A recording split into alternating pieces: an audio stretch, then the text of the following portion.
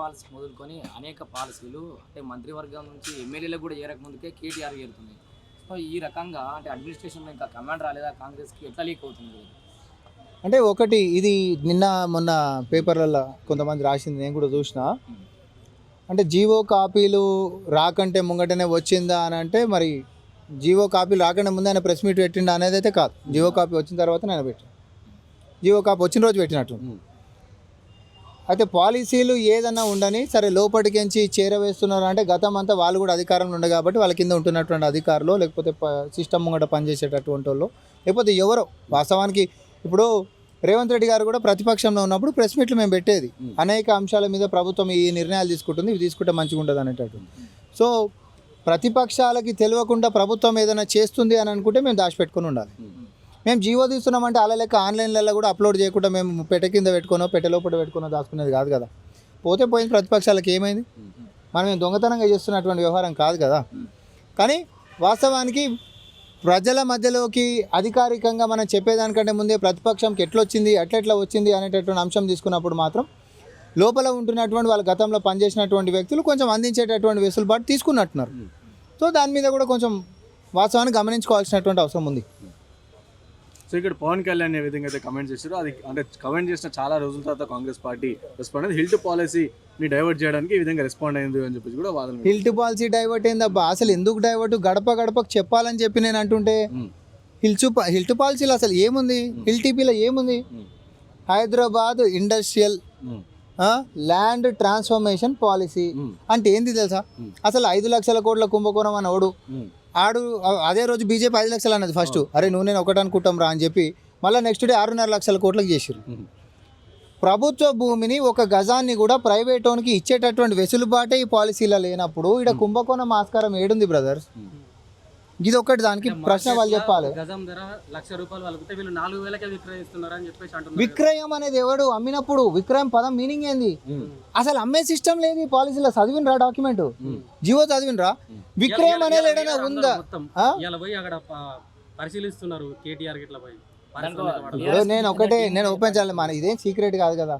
GO copy నేను మీ అందరికీ పంపుతా. ఇప్పుడు ఆ మొత్తం దాంట్లో ప్రభుత్వం అమ్ముతుంది అనేటటువంటిది ఏదైనా మీరు నాకు చూపించారు అనుకో, మీరు ఎట్లా అంటే అట్లా లైవ్లో కెమెరాలో చెప్తున్నాను నేను. అసలు వినియోగం అనేటటువంటి అంశం ఏడుందబ్బా? వాడిని కలవడ్డట్టు తీసుకొచ్చిండు. చదివినరా మీరు? అసలు ఒకసారి దయచేసి చదవండి. వినియోగం అనేది కాదు ఇది. ఆల్రెడీ ఇండస్ట్రియల్ ఏరియా అని అంటే ఇప్పుడు ఆటోనగర్ లాంటి ప్రాంతాలు ఉంటాయి, సుమారు 22 ప్రాంతాలలో ఉన్నాయి. ఇవి ఉంటున్నటువంటి వాటిలల్లో ప్రైవేట్ వాళ్ళు ఓనర్లు గతంలోనే ఏది టీజీఐఐసికి అంటే అప్పుడు ఏపీఐఐసికి అప్పుడు 60-70 ఏళ్ల క్రితం సంది ఉన్నటువంటి ఒక ఇండస్ట్రియల్ ప్రాంతాలల్లో ఓనర్లకి అమ్మేసేసినటువంటి ఉంటాయి. తర్వాత ప్రభుత్వం నుంచి లీజ్కి ఇచ్చినటువంటి ఉంటాయి. ఇవి 2 రకాలు ఉంటాయి, ఇది గుర్తుపెట్టుకోండి. ఈ 2 రకాలు ఉంటే ఒకసారి లీజ్ అయిపోయింది అనుకో అది మళ్ళీ ప్రభుత్వానికి రావాలి కదా. ఇది ఒక అంశం ఇది జరిసే పక్కన పెట్టి ఇప్పుడు మళ్ళీ మాట్లాడతా దాని గురించి. మనం తీసుకొచ్చినటువంటి పాలసీ ఏంది తెలుసా? ప్రైవేట్ వాడు ఓనర్ కదా, ఇండస్ట్రియల్ ఏరియాలు ఉండు కదా, అప్పుడు ఎప్పుడో కంపెనీ పెట్టుకుండు కదా, అది ఈరోజు అవుట్డేటెడ్ అయిపోయింది. టెక్నాలజీ కానీ ఏది కానీ నిరుపయోగం పడ్డటువంటి కంపెనీలు చాలా ఉన్నాయి, మూలన పడ్డటువంటి బిల్డింగ్లు చాలా ఉన్నాయి. ఆడ ఇండస్ట్రియల్ ఏరియాలు ఉంది కాబట్టి ఇండస్ట్రీ తప్ప ఇంకోటి ఏం చేయడానికి ఉండదు. అది ఇది విధానం. ఇప్పుడు మనం తీసుకొచ్చినటువంటి విధానం ఏంటంటే ఇది ఇండస్ట్రియల్ ఏరియా లెక్క ఉండి ఈ మిగతాది ఏ విధానికి ఉపయోగపడకుండా అయింది కాబట్టి నాన్ ఇండస్ట్రియల్ పర్పసెస్కి అంటే మల్టీపర్పస్ ఆడ నువ్వు కమర్షియల్ బిల్డింగ్ కట్టుకో, లేకపోతే అపార్ట్మెంట్ కట్టుకో, ఇంకేదైనా బిల్డింగ్లు కట్టుకోండి. అంటే ప్రభుత్వం ఇందిరమ్మ ఇల్లు నిర్మిస్తూ ఉంటుంది, ఇంటిగ్రేటెడ్ స్కూల్ నిర్మిస్తూ ఉంటుంది, అటువంటి ప్లేస్లలో నిర్మించవచ్చు కదా వాళ్ళు కూడా ఒక ప్రతిపాదన. నేను అడిగే వస్తా. ప్రైవేట్ ఓన్ ల్యాండ్లో నువ్వెట్లా నిర్మిస్తావు బ్రదర్? అవి ప్రైవేట్ ఓన్ అని చెప్తున్నా. ఓనర్లు వాళ్ళు ఈడనే తప్పు, వాళ్ళ యొక్క ట్రాప్లో మనం విడవడద్దు. అది నేను లీజ్ దాంట్లోకి వచ్చి మాట్లాడతా, అందుకని దాన్ని పక్కకు పెట్టురన్న. ఇప్పుడు ఈ ప్రైవేట్ వాళ్ళ దాంది ఇండస్ట్రియల్ ఏరియాలలో 1000 గజాలు ఉంది మనకి. నేను ఎగ్జాంపుల్ కూడా చెప్తున్నా. సపోజ్ నాకు ఆటో నగర్లో ఒక 1000 గజాలు ఉంది, నాకు ఒక 100 ఫీట్ల రోడ్కు ఉంది. ఆ 100 ఫీట్ల రోడ్కి 1000 గజాలు ఉంటున్నటువంటి నా పాత బిల్డింగ్ ఏదైనా ఉందనుకో, ఈ కొత్త విధానం ద్వారా గతంలో అయితే ఏంది ఇండస్ట్రీకి తప్ప నేను వేరే దానికి వాడనికే లేదు కదా. ఈ విధానం ద్వారా ఏమవుతుంది అని అంటే సబ్ రిజిస్టర్ వాల్యూ సపోజ్ 30,000 గజం ఉందాడ అంటే 100 ఫీట్ల రోడ్ అంటే 80 ఫీట్ల రోడ్ కంటే ఎక్కువ ఉంది కాబట్టి 50% ఆఫ్ సబ్ రిజిస్టర్ వాల్యూ కట్టాలి. అంటే ఏంది 15,000 రూపాయలు గజం చొప్పున 1000 గజాలు కడితే ₹1.5 ప్రైవేట్ వాడు ప్రభుత్వానికి కడతాడు. ప్రైవేట్ వాళ్ళు ప్రభుత్వానికి కట్టినప్పుడు ప్రభుత్వము ₹1.5 తీసుకొని నువ్వు ఇప్పుడు ఇండస్ట్రియల్ ఏరియాలో వేరేది ఏదైనా కట్టుకో అని అనుమతిస్తుంది. ఇది హిల్ట్ పాలసీ. ఇది గింతే. ఇది ఓన్లీ ప్రైవేట్ వాళ్ళకి సంబంధించింది. ఇది ప్రభుత్వ భూమిని ప్రైవేట్ వాడికి పంచిపెట్టేది కాదు. ఇందులో అమ్మకం అనేటటువంటి అంశమే లేదు. నేను చాలా స్పష్టంగా చెప్తా ఉన్నా.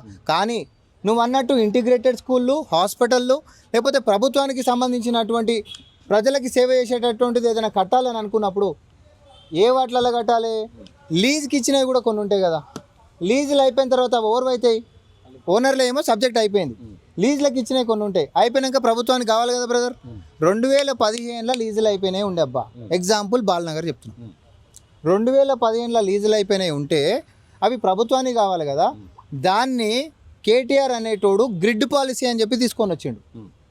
ఈరోజు అది ఇది కొత్తగా తీసుకొచ్చింది కూడా కాదు, గ్రిడ్ పాలసీ అని తీసుకొచ్చి, అంటే అది ప్రభుత్వ భూమి కదా రిలీజ్ అయిపోయినా దాన్ని కూడా అపనంగా అమ్మి తొప్పిండు. అది కదా కుంభకోణం అంటే.